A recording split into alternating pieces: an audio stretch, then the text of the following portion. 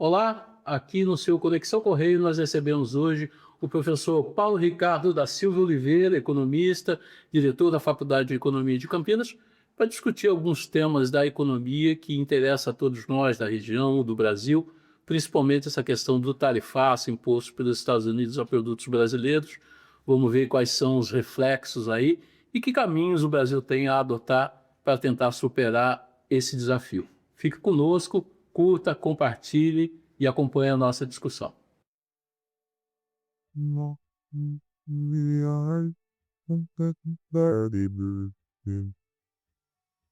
Professor, muito obrigado por ter aceitado o nosso convite, obrigado por tentar nos ajudar aqui a entender um pouco mais esses imbróglios econômicos e tal. Mas eu queria começar, como de costume aqui na nossa entrevista, pelo lado pessoal. O senhor é filho de que cidade? Tupã, no interior de São Paulo. E agradeço o convite também e saúdo os nossos telespectadores e espero que eu possa contribuir com a discussão. Sem dúvida. E Tupã, a infância foi passada lá? O senhor estudou em escola pública? Como é que foi essa infância? Estudei em escola pública. Tupã é uma cidade de 60 mil habitantes, perto de Marília, interior de São Paulo. Vim para Campinas para estudar, né? Então não era um destino certo, era um destino a princípio temporário, né? E aqui, né, graças aí à oferta de cursos superiores de altíssima qualidade, né, tem uma atratividade grande a cidade. Fiquei, né, acho que sempre me identifiquei com a carreira acadêmica, então persegui isso, né. Me graduei em Economia e Comércio Exterior na PUC, fiz 2 graduações, fui para a Unicamp, né, mestrado, doutorado, saí do país, tive essa oportunidade numa época, né, que o governo federal incentivava muito que os estudantes universitários brasileiros, né, da pós-graduação saíssem do país, que é uma experiência riquíssima, né? Estive na Universidade de Illinois, né, como parte da minha formação também, e voltei, como a gente disse, para a minha alma mater, né? Voltei para a PUC e ali na PUC fiz carreira e atualmente estou na direção da Faculdade de Economia. E a descoberta da economia como carreira, como foi isso? Houve cogitação de outras áreas antes ou isso já era meio determinante? Teve, mas a economia sempre me atraiu, né? A economia é uma área um pouco estranha, né? É um ornitorrinco, como a gente fala, né? Porque a gente tem que ter uma base forte de história para entender o mundo atual, ao mesmo tempo as teorias econômicas, né, mais abstratas, e uma formação de qualidade em estatística, sobretudo, mas também um pouco de matemática, né? É um perfil um pouco difícil, né? Porque quem gosta de matemática vai para matemática e para engenharia.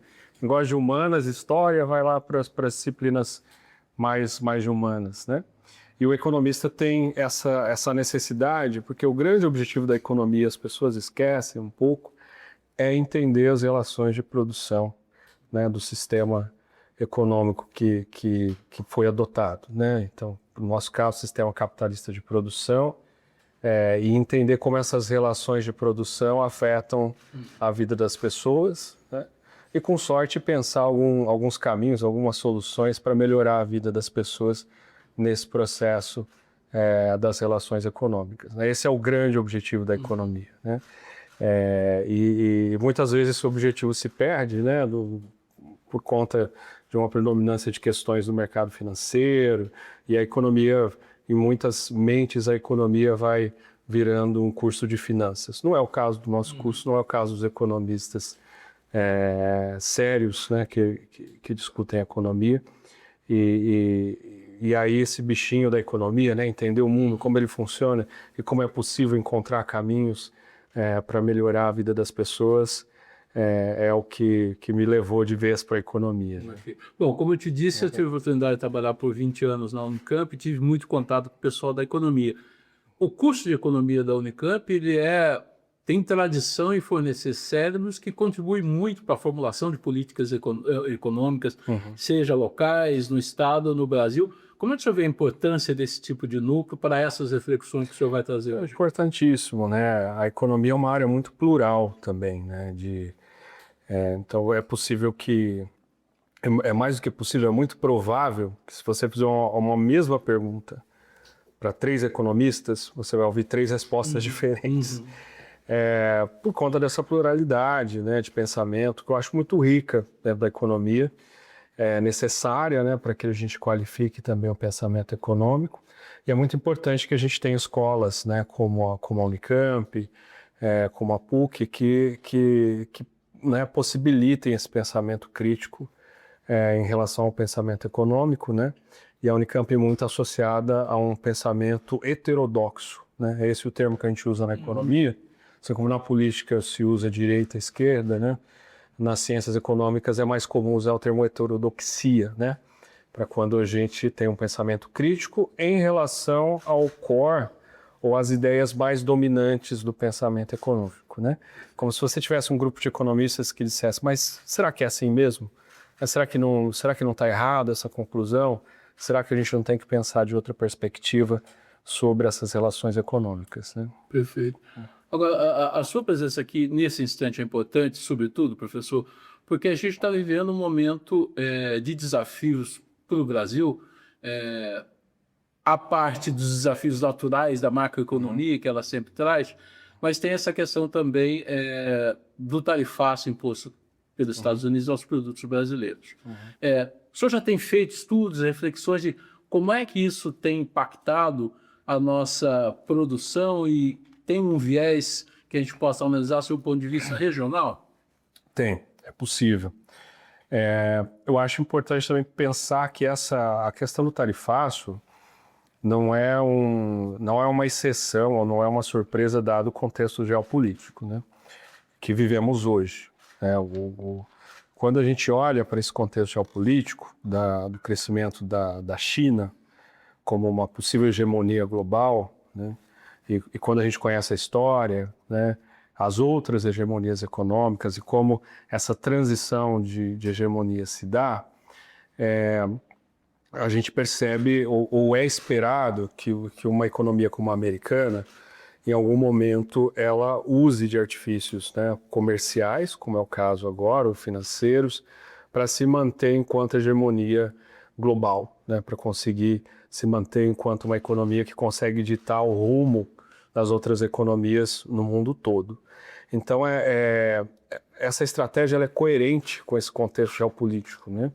Quando o governo federal nos Estados Unidos, a administração Trump, começa a impor tarifas, isso né, há alguns anos atrás, né, logo no início do governo, ali tem um objetivo geopolítico e econômico muito claro, né?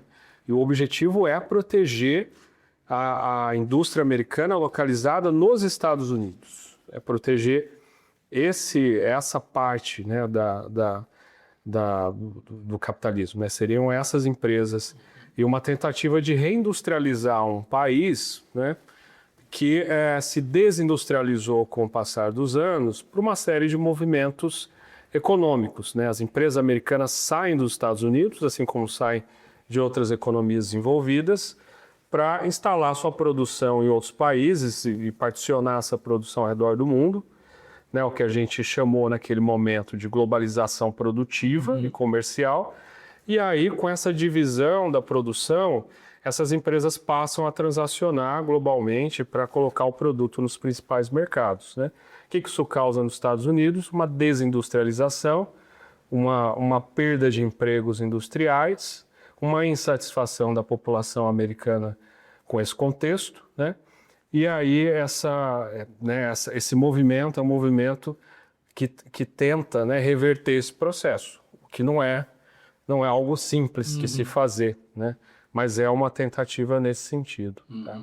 Aqui da região, a gente publicou essa semana um dado de que no último ano as exportações das empresas da região aos Estados Unidos caíram em quase 7%. Acho que foi até com uma colaboração do próprio observatório para essas reflexões. Sim. Isso ainda pode se agravar? E que tipo de reflexo esse reflexo pode trazer em termos de emprego e geração de riquezas, professor? Olha, por sorte ou por azar, a economia brasileira ela é uma economia considerada relativamente fechada. Tá? Em que sentido? As exportações ou a corrente de comércio, ela não representa o grosso da nossa atividade econômica, que é muito mais voltada para o mercado interno, né? Isso é uma característica de um país grande, como é o Brasil, com um mercado consumidor interno grande também, e que na arena global sempre foi visto como um grande mercado consumidor. Então as empresas tendem a instalar suas fábricas aqui porque elas estão interessadas no mercado interno, né? Ponto. Nesse sentido, o impacto de um país, né, como os Estados Unidos, né, colocando barreiras na forma de tarifas, né, sobre a nossa produção, ela tem impacto que é muito mais significativo do ponto de vista individual. A gente olha para alguns setores, para algumas empresas, e essas sim vão sofrer grandes impactos a partir dessa imposição tarifária, né? Mas quando a gente olha para a economia como um todo, o impacto tende a ser pequeno, quase imperceptível nos grandes números. A gente teria que olhar para setores ou ainda para produtos específicos para começar a enxergar esse impacto. Isso para o Brasil, isso também para a região metropolitana de Campinas, né? Então, e o próprio governo federal já tem percebido isso, né? Que a discussão ela vai ser muito, a discussão da resposta, dos impactos, ela vai ter que ser muito mais micro, né? Muito mais voltada ali para algumas empresas e alguns setores, porque o impacto geral no agregado ele tende a ser pequeno, né? Embora os Estados Unidos seja um parceiro comercial importante para o Brasil, sobretudo para as regiões industrializadas como é a região metropolitana de Campinas. No histórico, né, na última década, os Estados Unidos sempre figurou como o principal ou segundo principal mercado das exportações da região metropolitana de Campinas, o que já sinaliza que as regiões industriais podem sofrer um pouco mais com a imposição dessas tarifas, né? Perfeito. O senhor citou algumas respostas já do governo brasileiro, tem a criação de algumas linhas de financiamento para setores que talvez sejam os mais afetados. Essa é uma iniciativa que o senhor avalia como positiva até aqui? Ela precisa ainda de algum ajuste? Como é que o senhor vê? Necessária, né? E necessário e o que é possível, né, nesse contexto, além da negociação. Só que a gente já percebeu e tem percebido que é muito difícil negociar com o governo americano, porque ele é muito instável nos seus posicionamentos, né? Assim, todas as negociações do primeiro tarifaço pareciam muito positivas, né? Quando o governo americano se abriu para a negociação. Mas, assim, logo depois você tem um revés, né? Você tem uma reviravolta nessa visão, e o que mostra, né, que também é coerente com essas ações, quando você olha no escopo dos interesses americanos, elas são todas coerentes, né? Não tem nada de incoerente. Os Estados Unidos, né, ele volta a pensar com a cabeça de favorecer o mercado americano. Então, né, e ali os interesses americanos, isso está declarado, né? Os Estados Unidos não tem nenhum compromisso com a economia brasileira, não tem nenhum compromisso com as economias globais quando ele coloca esse tipo de tarifa. E é muito mais um exercício do poder da economia americana, né, até onde ela consegue esticar a corda, do que alguma coisa que tem a ver com o Brasil, né? Tudo isso é usado, às vezes as cartas aparecem com alguma sinalização que o problema é o Brasil, né? Mas a ação americana ela é generalizada. Claro que com alguns grupos de países há alguma negociação, né? Mas a intenção do tarifaço não é atacar o Brasil, é proteger a indústria americana e, para isso, atacar quem for necessário, né? Então é preciso ter clareza desse processo também. E que é o que o governo brasileiro argumenta, e eu queria saber se o senhor concorda com isso, de que, de fato, as motivações são muito mais geopolíticas do que comerciais, né? Porque na balança aí entre os dois países há um déficit grande em relação ao Brasil, né? Tem outras questões, outros interesses envolvidos nisso, não? Certamente, são interesses muito maiores, né? Tem a ver com a hegemonia americana, né? E tem a ver geopoliticamente com o Brasil fazer parte de um grupo que é capaz de ameaçar a hegemonia americana. Esse grupo se chama BRICS, e nesse grupo tem a China, né? Que é o arqui-inimigo real dos Estados Unidos, né? Porque a economia brasileira é naturalmente pequena, perto da ameaça que a China significa para os Estados Unidos do ponto de vista geopolítico, comercial, né?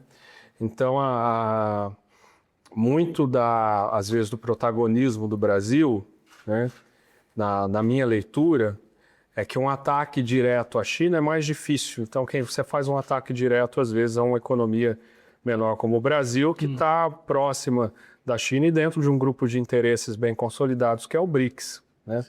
Então, às vezes, é mais fácil atacar uma economia menos forte, né, para dar um recado para a economia mais forte. Então, essa visão também, ela está presente nessa estratégia americana, né? Perfeito. O senhor falou dessa questão dessas relações bilaterais. O governo também tem se esforçado para tentar ampliar esse mercado com novos países, né? A presidente da República tem conversado com a China, tem conversado com a Coreia. Essa é uma boa atitude. E em relação ao mercado interno também, é possível ampliá-lo para absorver parte de alguns itens, de algumas mercadorias que eventualmente não sigam mais para os Estados Unidos, por exemplo? É possível, só que essas ações elas estariam no escopo do que a gente chama de política industrial, basicamente, né? Que é algo que a gente fala pouco no Brasil e, a depender do governo, a gente nem fala em política industrial, né? Ou seja, a própria China, o caso chinês ou o caso coreano, né, são casos onde o crescimento dessas economias está muito ligado a uma forte industrialização desses países, né? Cada um com uma receita, cada um pensou ali, implementou o que dava para implementar, dado as condições econômicas impostas em cada momento ali. E no Brasil, né, as últimas grandes políticas industriais que a gente teve datam do século passado, né? A gente nunca mais conseguiu emplacar uma grande política industrializante, né, no Brasil. E aí essa questão de novos mercados, ela é uma questão que depende da competitividade do produto brasileiro, né? Não é fácil, não é uma questão fácil trocar, não querem comprar, vou vender para outro. Porque, em geral, esses mercados são altamente especializados. Então, quando a gente pensa, né, o consumidor, que às vezes está distante desses mercados para produtos industriais, né, e inclusive para partes, né, às vezes não é o produto acabado, é uma parte do produto, às vezes tem dificuldade em enxergar que não é a mesma coisa, não gostei desse supermercado, eu vou no outro, né? Esse cliente não quer comprar, eu encontro outro cliente, né? Porque, em geral, você tem oligopólios, é muito concentrado, né? O oligopólio seria uma estrutura com poucas empresas que dominam esses mercados, né? Então, Campinas, por exemplo, tem uma forte produção de motores, de máquinas e equipamentos, né? Que vão para os Estados Unidos, para alguns clientes globais já especializados que estão operando ali, né? Então, existem outros clientes? Existem, mas assim, não é...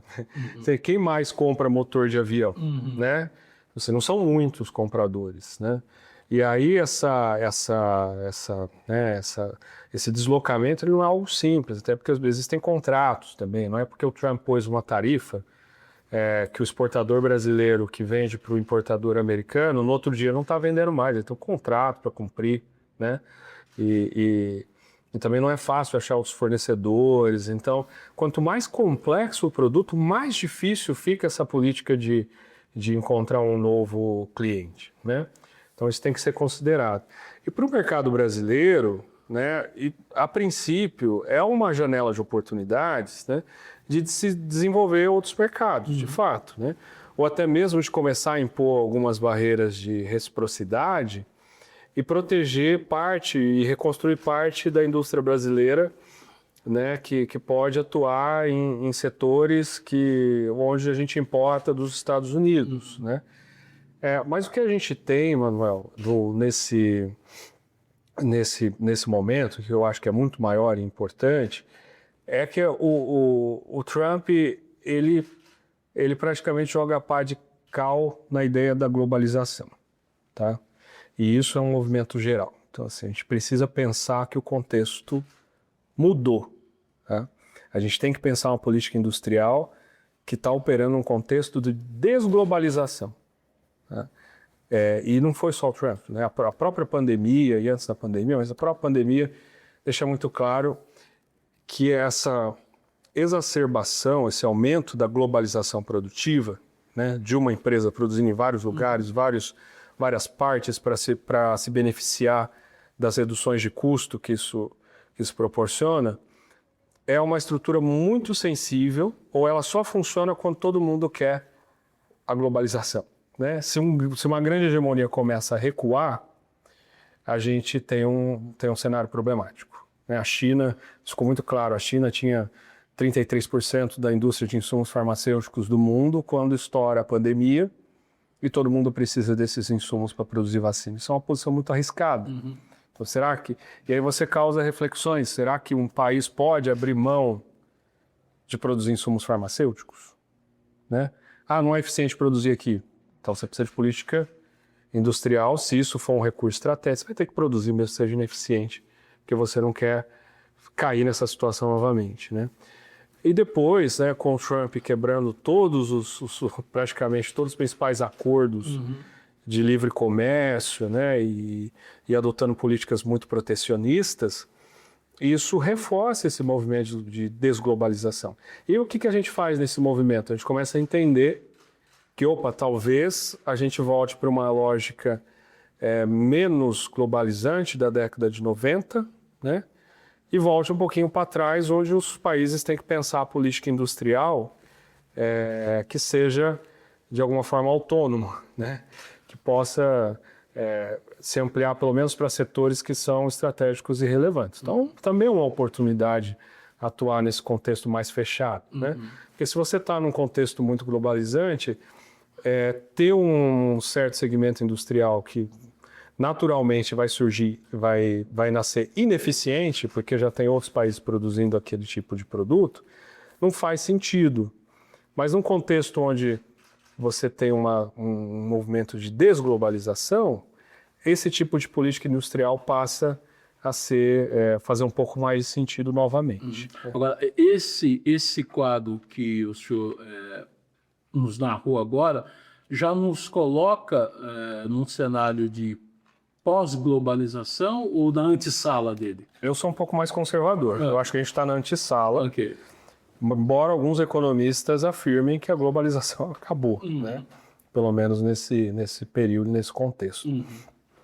Mas a gente tem visto uma sucessão de ações que realmente impactam nessa globalização produtiva, tá?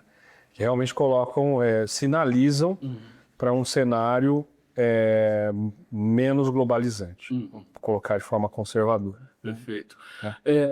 Nós temos um esforço também em relação ao Mercosul e a União Europeia, né? Me parece que há bastante expectativa e pouca clareza ainda de como é que isso vai se dar. Essa relação entre blocos e, sobretudo, internamente aos blocos, pode ser uma saída também? Quer dizer, uma negociação regional e depois a regional com outra região do mundo. Como é que o senhor vê isso? Em geral, a gente estuda, né, ou vê esse processo de acordos bilaterais entre países ou entre blocos como uma pré-globalização de fato, onde os países estariam todos globalizados. Então, nesse sentido, voltar para uma lógica de acordos de blocos é um passo para trás na globalização, né? Perfeito. Não que ela seja ruim, de repente ela cria até mais oportunidades de desenvolvimento para os países, né? Mas na escala, né, de menos globalizado para mais globalizado, isso seria um passo anterior, né, quando você começa a ter articulação de blocos, né? E o acordo da União Europeia, ele tem que ser analisado com cuidado, né? E ele, do jeito que ele foi estabelecido, ele de novo demanda uma política industrial muito bem desenhada do Brasil, né? Para que a gente não seja, para que a nossa indústria que sobrou, né?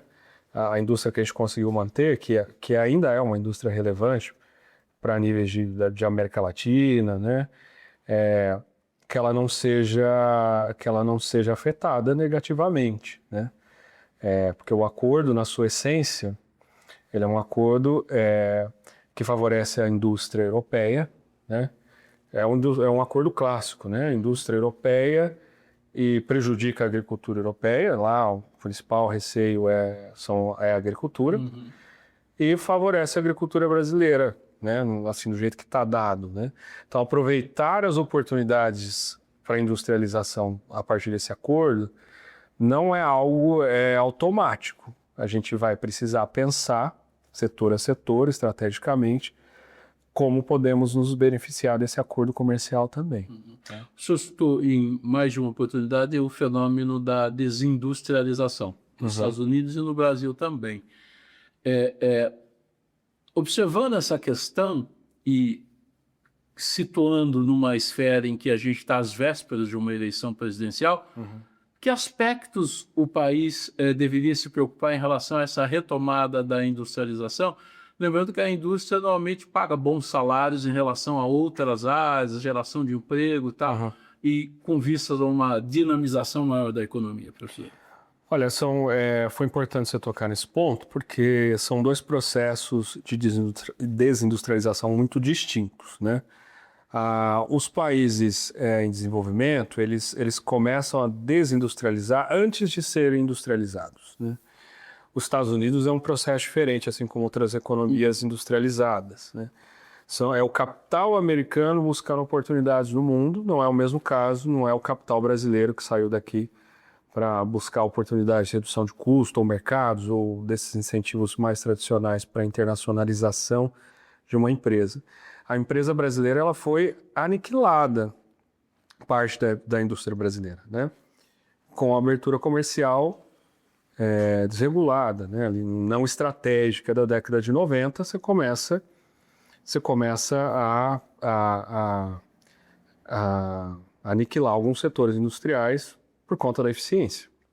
E aí a lei, se você faz uma abertura de fato, né, sem pensar estrategicamente quais setores você quer manter, aí vira a lei do mais forte, né?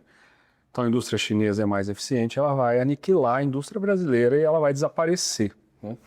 Diferente da desindustrialização americana e dos países ricos europeus, que é uma indústria extremamente eficiente, né, que sai do seu país de origem para se tornar ainda mais eficiente na produção, aproveitar a oportunidade de redução de custos no resto do mundo. Então, são dois processos diferentes. Aí você coloca a questão do que pensar, né, nesse processo eleitoral. E a gente tem que cair na discussão do que está proposto de política industrial, e se ele é condizente com esse contexto que está colocado. Qual é esse contexto? Uma briga hegemônica entre Estados Unidos e China, né?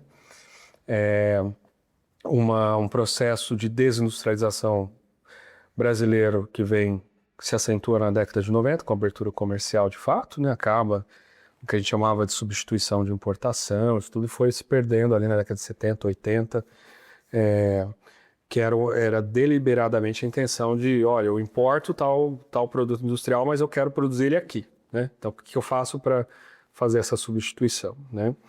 Então, essa discussão ela morre ali porque o contexto muda. E agora, considerando o contexto de desglobalização, quais são os espaços, né, que se abrem nesse contexto, né? E eu vejo aí algumas ações do atual governo, mas ainda são tímidas nesse sentido, né? Alguma seleção de setores ali, saúde como um setor estratégico, a questão da economia verde, que pode ser também um motor de desenvolvimento do Brasil, né? Desenvolvimento econômico, de fato, mas a gente precisa pôr mais energia nisso, né? Inclusive as renováveis, né? As renováveis, exato, inclusive as energias renováveis, muito bom. E então é esse ponto, né? E tem também uma questão, já que a gente tocou nesse ponto, de alinhamento, né? A gente também faz parte do senso comum, essa ideia que a gente às vezes tem na própria vida, no cotidiano, que se aproximar de um país rico, né, é algo muito positivo, no sentido, vou ficar rico por osmose. Isso acontece em economia, porque a gente tem que pensar quais são os interesses desse país rico, né, ou desse país industrializado, né? Na história, a gente tem algumas situações que a gente chama de desenvolvimento a convite mesmo, né? No pós-guerra, os Estados Unidos com o Plano Marshall na Europa. Então, assim, é uma ajuda gigante de reconstrução da Europa, a reconstrução do Japão.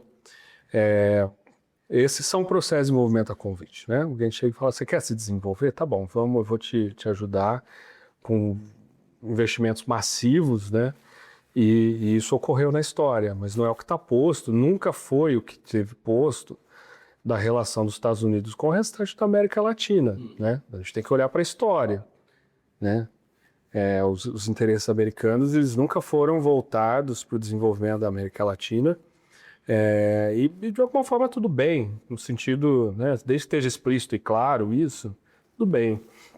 E o alinhamento técnico de uma economia com outra economia, ele tem que ser feito de forma técnica, que é, olha, o que eu ganho, o que eu perco, né? Ao fazer um alinhamento, mesmo geopolítico, mas para ficar num campo um pouco mais fácil de discussão, o alinhamento econômico, ele tem que ser o que eu vou perder, o que eu vou ganhar com esse tipo de acordo ou alinhamento, né?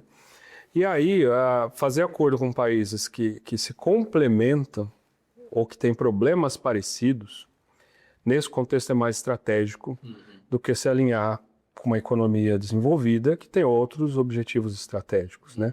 É por isso que o BRICS ameaça tanto. É por isso que o BRICS incomoda tanto, né? Porque ali você tem um grupo de países com problemas que já foram parecidos, é que eu vou ter que tirar a China um pouco desse grupo, porque a China já está com outros, são outras questões, né? Mas quando você pega esse grupo de países, né, Brasil, Rússia, África do Sul, o BRICS mais original ali, que hoje também já é um grupo mais de 50 países, eles têm problemas parecidos, né, de desenvolvimento, graus de industrialização muitas vezes parecidos também, e muitas vezes são economias complementares, né? Ou seja, fazer um acordo com você beneficia nós dois, porque eu estou produzindo uma parcela dos bens industriais que complementam as que você está produzindo. Então, né, nesse sentido, uma aproximação não é uma aproximação de concorrência, é uma aproximação de cooperação. E, né, isso é importante destacar, porque do senso comum vem muito isso, a gente tem que andar com um grupo de países ricos, isso não necessariamente é um argumento técnico do ponto de vista econômico, né? Sobre essa questão, vale para outras áreas também, professor, mas é sempre uma observação recorrente de que, por exemplo, um plano de industrialização ou de reindustrialização, como se usa, ele precisa ser um plano de Estado e não de governo, né? Porque essa falta de continuidade prejudica muito, não? Com certeza. E são políticas de longo prazo, né? Se a gente pegar a política chinesa e por que deu certo lá, você tem uma consistência e uma política de longo prazo de industrialização que funciona e que ela, claro, é outro regime político, né?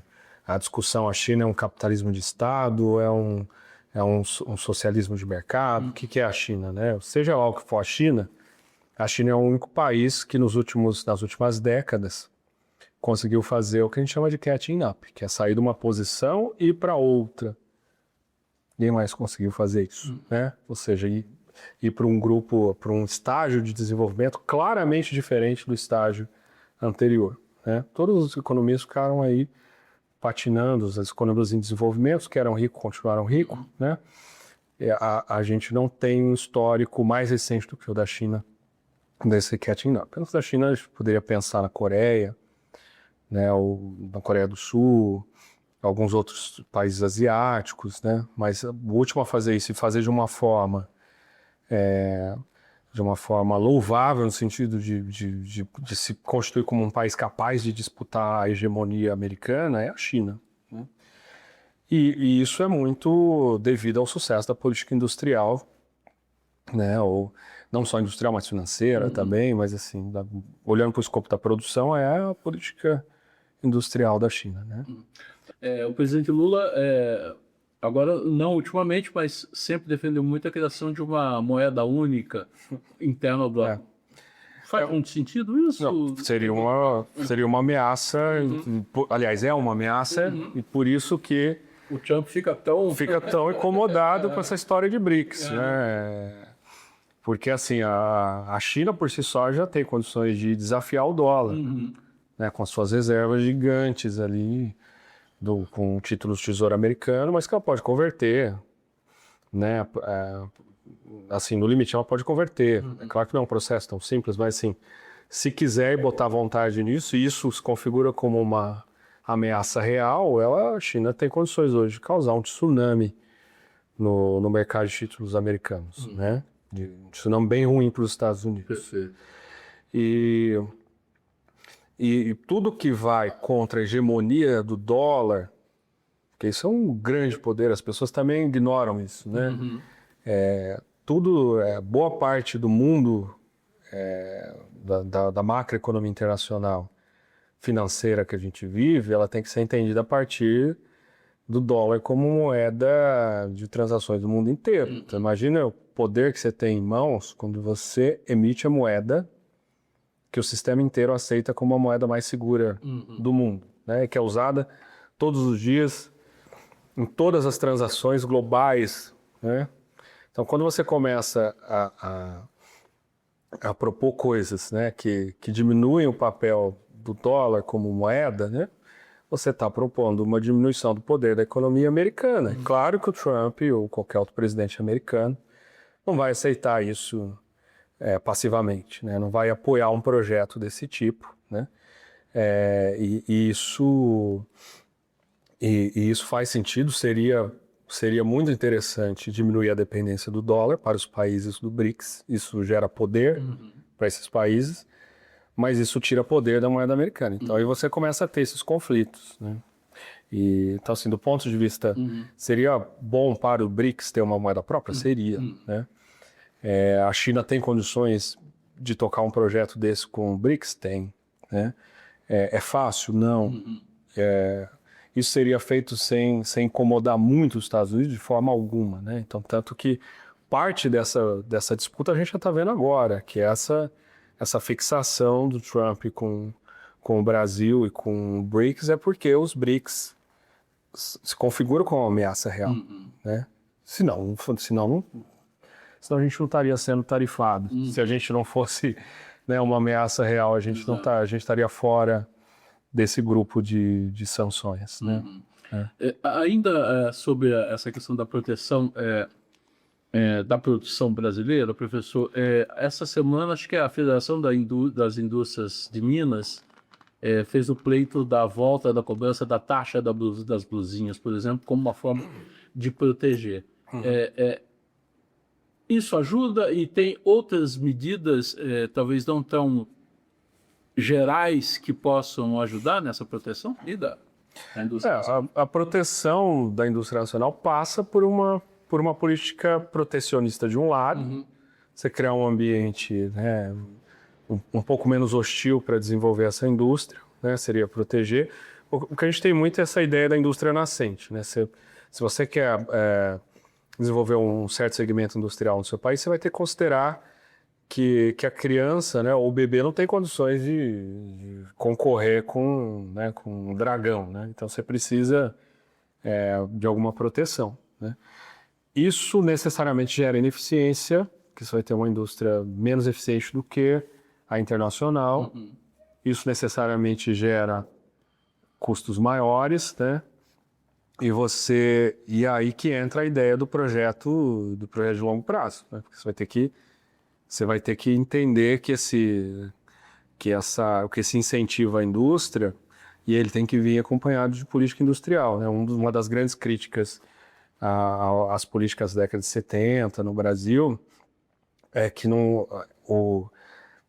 a retirada da proteção ela não foi bem desenhada, né? Então, se você de fato criou muitos segmentos muito ineficientes, né, perto do que o mundo já era capaz de produzir, e você não tinha um plano de ganho de eficiência dessas indústrias para que elas pudessem algum dia concorrer internacionalmente, né, ter um papel internacional relevante. Então, assim, não dá para pensar uma política de proteção sem pensar uma política de ganho de eficiência, porque a proteção não pode ser para sempre, né? Então tem essas duas vertentes. A taxa das blusinhas é uma demanda de um segmento industrial no Brasil que é muito afetado pelo baixo custo desses produtos produzidos na indústria chinesa, né? Agora, por que a indústria chinesa consegue produzir tão barato? Aí que está a questão, né? Em alguns casos você tem subsídio do governo, ok. Tem a diferença da carga tributária, né? A gente precisa analisar. Mas muitas vezes o grosso dessa eficiência está na indústria, na tecnologia, tá? E na organização da produção, né? Que é uma dura verdade para a indústria brasileira. Que a gente vê muitas vezes aí o empresariado brasileiro, ele vai sempre tentar se eximir da falta de ineficiência, né? Então ele vai, é a carga tributária, ó, é o governo, olha, mas quando a gente olha as fábricas, né? A gente tem ali um espaço, um hiato, um gap muito grande de adoção tecnológica, né? E isso é o grosso da eficiência na produção. Então, a gente tem que olhar de todas as perspectivas, né? Não só da perspectiva da carga tributária, que é sempre o argumento mais fácil. É quase um mantra, né? Acho que recentemente teve aquelas pesquisas de otimismo em relação à indústria, sobretudo, e que a maioria dizia que olha, não tem perspectiva de investimento por causa das altas taxas de juros e dificuldade de acesso a linhas de financiamento. É sempre o mesmo mantra, né? O que não quer dizer que esses argumentos não façam sentido, mas os outros problemas nunca aparecem no discurso, né? Então, esse mantra, né, que em geral cai em duas questões, o mantra do empresariado brasileiro. A carga tributária e a ineficiência da mão de obra, não do conjunto, não da produção, né? Como se a mão de obra justificasse uma produtividade baixa. E aí você tem vários estudos, e isso fica muito claro para os economistas que têm contato com essa discussão, que todos os grandes saltos de produtividade na história do mundo, né, das economias globais, nunca dependeram de um ganho de eficiência da produtividade bruta do trabalho. Tipo, eu vou ficar mais eficiente, eu vou salvar o país. Sempre dependeu de uma combinação de tecnologia e a tecnologia de produção, né, as máquinas, equipamentos e como organizar isso. E essa tecnologia é que busca o ganho, que traz o ganho de produtividade. Não é, né, falar o que a China fez. A China tinha mão de obra barata, tinha. Mas hoje a renda média da China ultrapassou a renda média do Brasil. Então o que justifica as empresas estarem lá? É um ganho de produtividade puxado por adoção tecnológica. Tá? Não tem como eu concorrer na indústria. Vou usar um exemplo aqui que talvez fique mais próximo do cotidiano. Não tem. Quando eu olho um produtor de leite na Holanda ou mesmo no norte dos Estados Unidos, né, e que tem uma pessoa produzindo, claro, geralmente é o filho do cara que produzia com outro método de produção, né, e você tem mais computadores e máquinas do que gente, não dá para concorrer, não dá para olhar para uma fazenda no Brasil cheia de trabalho manual e achar que o leite, né, que tem como concorrer no mercado de leite esses dois modos de produção. Você está falando do século passado contra uma adoção tecnológica ampla que traz ganho de produtividade. Né? Então, dei o exemplo aí do leite, mas você vai entrar nas fábricas e aí você vai ter que fazer o mesmo raciocínio. Né? A gente precisa melhorar. E eu estou sendo modesto, adoção tecnológica. Não estou nem pensando em desenvolvimento de tecnologia, né? Estou pensando em reduzir o gap tecnológico de forma muito mais rápida do que a gente consegue fazer. Eu queria aproveitar essa sua presença aqui, professor, para uma reflexão também. A gente andou publicando algumas matérias aqui falando de uma certa mudança de viés em relação ao desenvolvimento, mais de Campinas especificamente, em relação a essa questão da área de ciência, tecnologia e inovação, e aí buscando desenvolvimento, tentar ser menos dependente, né, da tecnologia, entendeu? Mas, sobretudo, saindo dessa indústria clássica, chamemos assim, e indo para uma área de serviços, logística e tal. Os estudos da PUC indicam também essa certa mudança de perfil aqui da produção de Campinas? Não? da economia? Olha, essa discussão ela é bem complexa, porque os países desenvolvidos, eles realmente, quando você tem essa desindustrialização dos países industrializados, você vê um crescimento da atividade de serviços nesses países. Só que são serviços voltados para essa indústria que ali existia e que continuou operando com o capital daquele país, né? Então, transporte, né, seguro, a gestão financeira desses fluxos, né?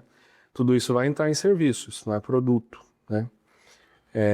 O design dos produtos também pode estar ali caracterizado nos serviços. Então, esse processo é um processo natural do país que fica rico, né? Do país que fica industrializado. Os serviços passam a representar uma parcela relevante do PIB, tá?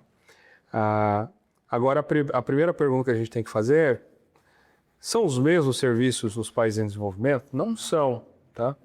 São serviços menos complexos, serviços mais ligados mais desconectados dessa indústria, né?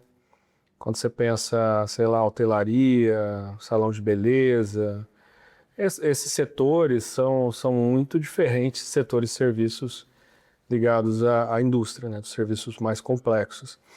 E na economia brasileira já é realidade, o serviço ele já é uma parcela mais relevante do que a indústria, né? Só que a gente não tem métricas muito confiáveis também, porque num processo onde as empresas, né, no contexto anterior, elas tinham um restaurante gerenciado pelo CNPJ da própria empresa lá para os funcionários, né? E agora o que ela tem é um prestador de serviço, né?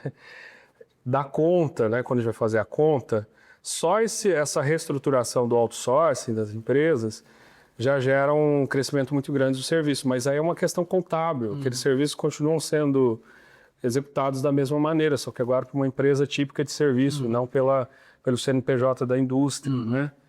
Então, assim, as métricas, elas são um pouco difíceis aí de pegar. Então, assim, a questão que você coloca, né? Esse movimento é positivo? Se ele é um movimento, e a gente já viu em casos micro, né? Sai uma fábrica daqui, vai lá para... Não vou falar o nome da cidade, então vamos saber qual é. E deixa aqui um departamento mais de design, né? De gestão. Esse movimento tem acontecido, né? Então, assim, para a região metropolitana, pensando regionalmente, se são esses serviços que estão ficando, serviços para a indústria mais complexos, o serviço de educação é um serviço relativamente complexo, né? Esse movimento não é negativo, né? Não pensando no grupo, assim, os agregados aí, o desenvolvimento. Claro que vai afetar algumas pessoas. Se você, por exemplo, mão de obra industrial, né, da indústria típica, né, da fábrica, se a fábrica sai daqui, você pode ter um problema, né? Você tem que ir atrás da fábrica, vai ter que migrar para onde ela foi, né? Mas é um sinal do desenvolvimento, desde que sejam esses serviços, né? Então a gente tem que se perguntar que tipo de serviço que a gente está falando, né? Aproveitando também sua presença, professor, como um homem que trabalhou muito tempo na academia, eu sempre tenho essa curiosidade de perfil do estudante, né? Mudou o perfil desse estudante de economia, por exemplo, da sua época? Quais são os interesses hoje desse jovem? Mudou muito, né? E, assim, tem uma mudança geracional importante aí e algumas mudanças tecnológicas também. A gente está no contexto da IA, né? E isso muda, isso já mudou e não deu nem tempo da gente pensar e discutir isso, já causou uma tsunami aí no mercado de trabalho. E se junta com outras mudanças que vêm ocorrendo, né, no perfil do aluno. O que a gente percebe na economia é um interesse cada vez maior pelo mercado financeiro, né? E não que não seja um interesse legítimo dos alunos trabalharem no mercado financeiro, mas a gente percebe que os alunos de economia têm se interessado muito mais, né, por construir ali um conjunto de ferramentas para atuação no mercado financeiro, do que aquele economista mais tradicional que quer pensar o sistema, né? Quer pensar como o sistema funciona e quer ser um vou usar o termo pensador, né? E então isso, né, os alunos não só para o mercado financeiro, mas outras visões bem práticas aí da economia. Mas também é um processo natural, aconteceu em outros países, né? Tanto que foi repensado um pouco a questão da educação superior, né? A graduação tem que oferecer de fato algo mais prático. O aluno que quer pensar, ele vai para o mestrado, vai para o doutorado, tem essa oportunidade. Mas no Brasil a gente ainda está a gente convive, né, com essa ideia. A graduação é muito forte ainda, ela é muito séria, né? O que faz um médico? A graduação. Né? O que faz um economista? A graduação. O que faz um enfermeiro? O advogado? Tudo está na graduação. Quando em alguns países isso já não é estranho, né? Porque assim, se você quer formar um médico, você vai ter que ele vai ter que ser formado no doutorado, ou seja, na pós-graduação. Você joga a responsabilidade um pouco para frente, né? Porque eu vejo um pouco como uma tentativa de acomodar essas mudanças geracionais também, né? Mas eu sou sempre muito crítico, agora falando de educação, né? Muitos colegas veem essas mudanças de forma muito pessimista, né? Assim, os alunos pioraram. Né? Eu costumo dizer que os alunos mudaram. E é nosso desafio enquanto educador entender que os alunos mudaram, né? Que eles continuam sendo bons alunos e que a gente precisa encontrar as formas de comunicação e de emancipação desses alunos, né? Que no fim o objetivo da educação é muito além de formar economista, né? É formar ainda mais a PUC com a sua missão de formação humana é formar um ser humano, né? E a economia é um ferramental prático profissional que ele tem, mas a gente está formando, né, pensadores, está formando gente para pensar e mudar o mundo aí também. A gente é ambicioso demais, né? Mas eu acho que é uma ambição boa. Boa. Professor, bom, junto com aula, pesquisa, orientação, sobra tempo para praticar algum hobby? Sobra. Né? E aí você me lembrou a Conceição Tavares. Você deve ter ouvido. Cheguei a entrevistá-la algumas vezes.